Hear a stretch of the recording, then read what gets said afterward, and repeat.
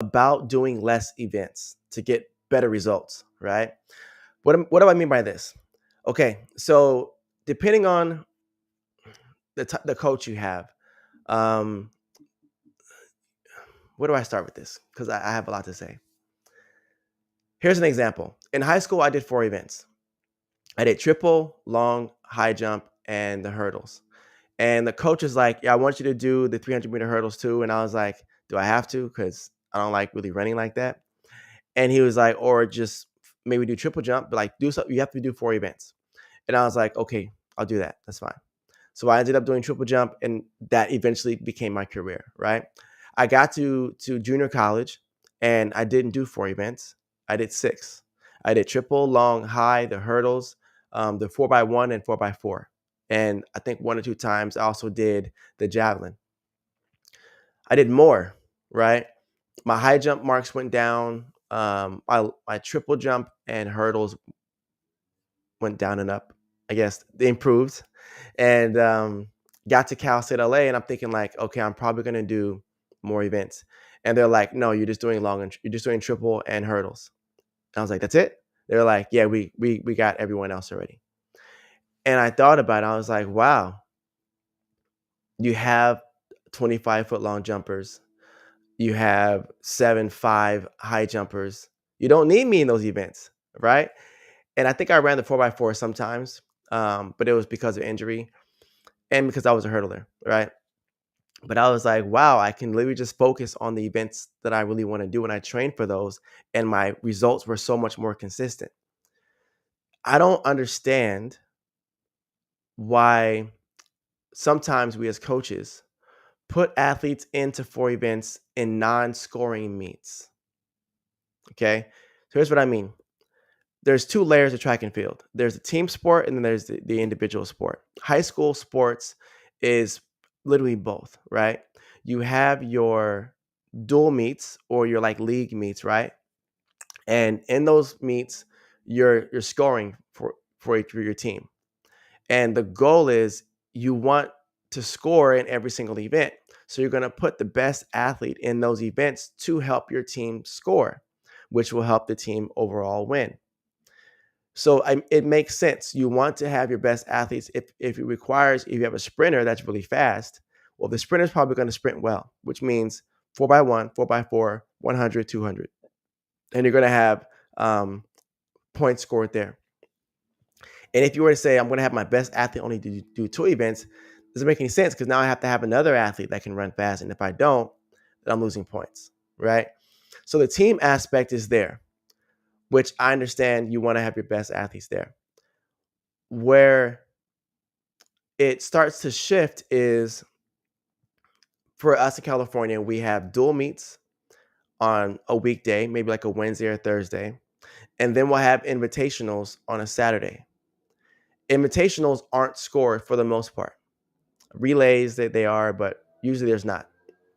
And the part that's challenging is, sorry for the background noise. Hopefully that's not too loud. But basically it distracted me. Jeez. Um you don't score points, right? So my thing is, if you have an athlete that's doing a bunch of individual events, so like the 100, 200, 400, whatever, right? And then they run those and then they run it again on the weekend, what's the reason behind it, right? So I'm not saying don't do it. What I'm saying is just asking yourself why. If it's specifically for training because you're a runner, runners can run numerous times over and over and over again. At practice, you might run, 8 100s or 6 150s, or do a ladder of 1, 2, 3, 4, 5 and back down, multiple runs within a certain time frame.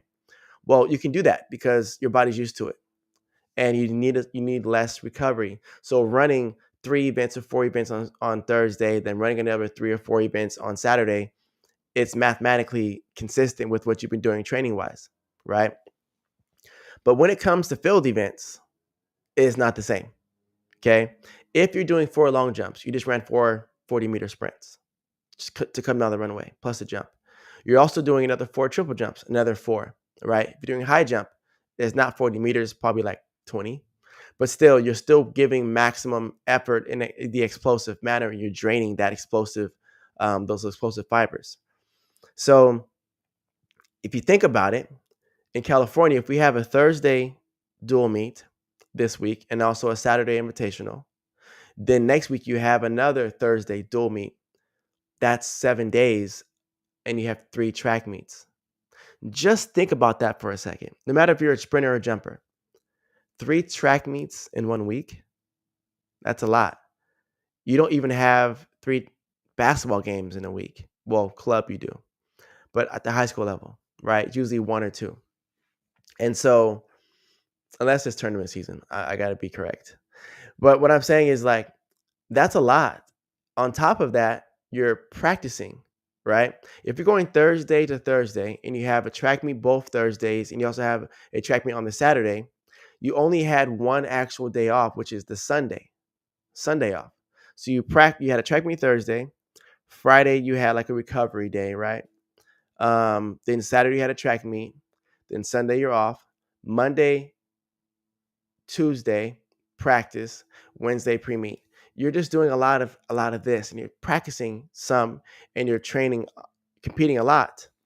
That's a lot, right?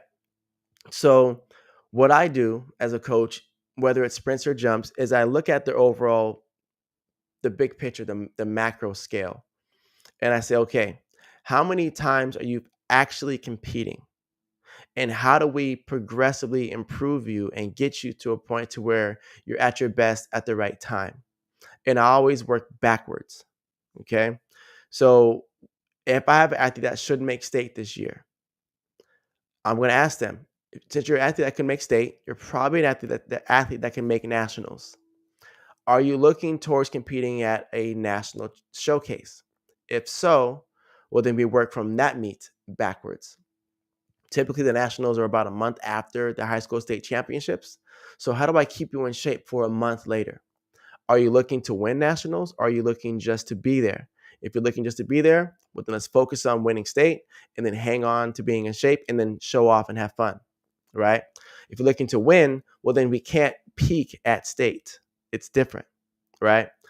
So how many jumps are we getting per meet, right? If you're an athlete that needs to compete at all these meets, how do we reduce the total amount of jumps?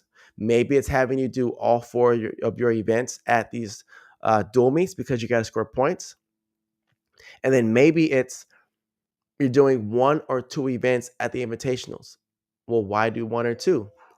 Simply because you literally don't have to, there's no weight there, right?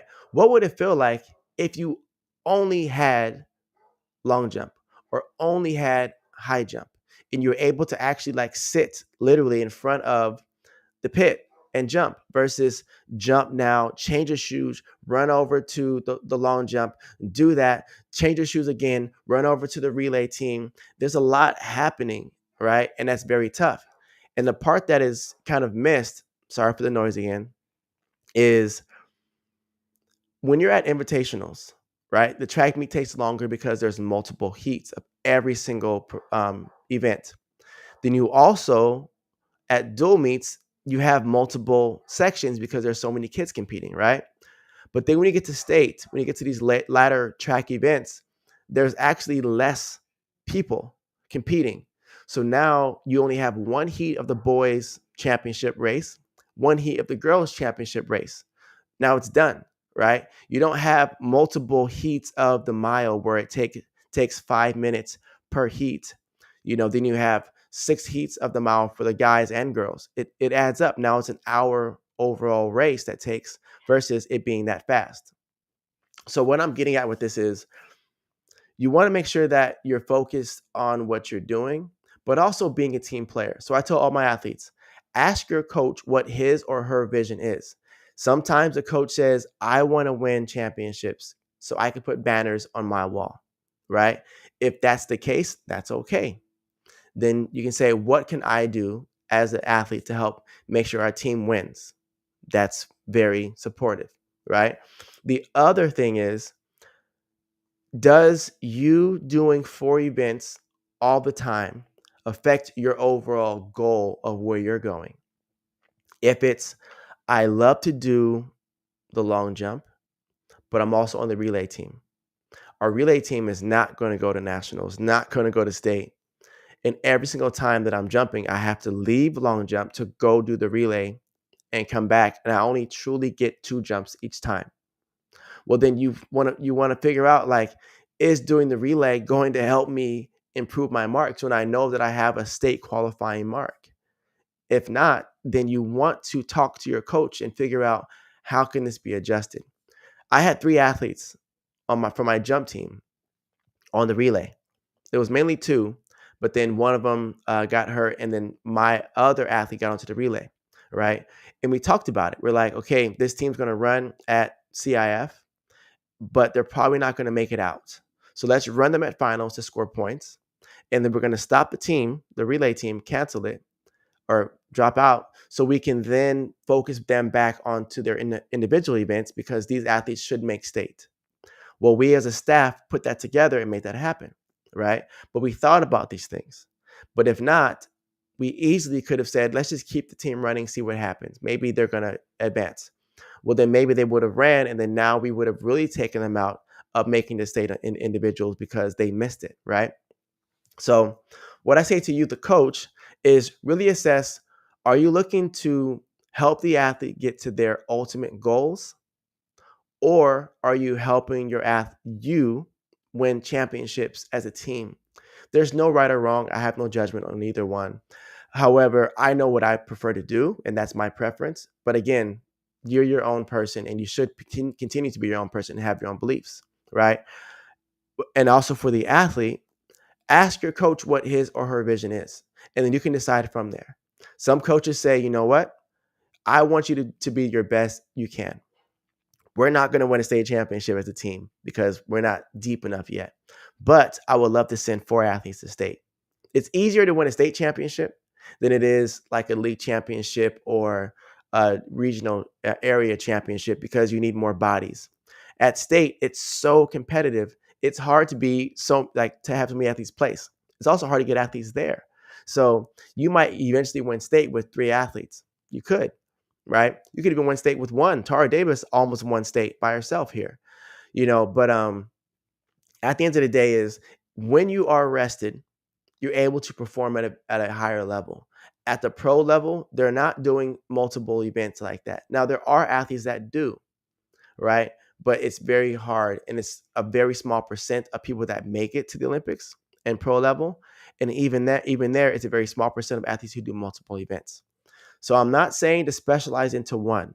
What I'm saying is what events are helping you get to your best experience, if it's getting Division I scholarship, or if it's getting to state, whatever it is. When you are also, another tip for you, picking and choosing these events, you're going to notice that you're going to have super scores. And what I mean by that is, I had an athlete that was a long triple high jumper. She was very good in all 3. I said each week we're going to focus on 1 event, but we're going to do 2 events total. So if we did long and triple, we would focus on triple, right? But do long jump to warm up for triple. If we were focusing on long jump, we would do long jump, focus on the speed, all that stuff, and then just do triple to finish out the meet to score points, right? And then one time I say, we're going to focus on high jump this week. You're not going to do any other events. You're just going to do high jump. And we trained for high jump. She was rested, and then she jumped high jump and hit a new personal best in the high jump. What happened was, throughout the season, there was a high jump PR here, a long jump PR here, a triple jump PR here. So now as we're advertising her to schools, we're saying, here are her personal bests, right? It's hard to have a great triple jump score if you've already ran a 4x1, if you've already long jumped, and you've already taken 12 jumps in a high jump. It's tough, right? And it's also very hard to have a good triple jump if you have events during that, right? Or if you run 300 hurdles. Juanita Webster, I watched her literally jump 41 something, run back and do the 300-meter hurdles, and then literally walk back to the runway and jump another 40 feet. Crazy good. Very, very talented, right? But what I'm saying to you is, why? Why do you have to do all that? Right? That event she had to because it was CIF, but she did that all season. And it's like, what if she would have been fresh? Like I would have loved to seen her jump fresh.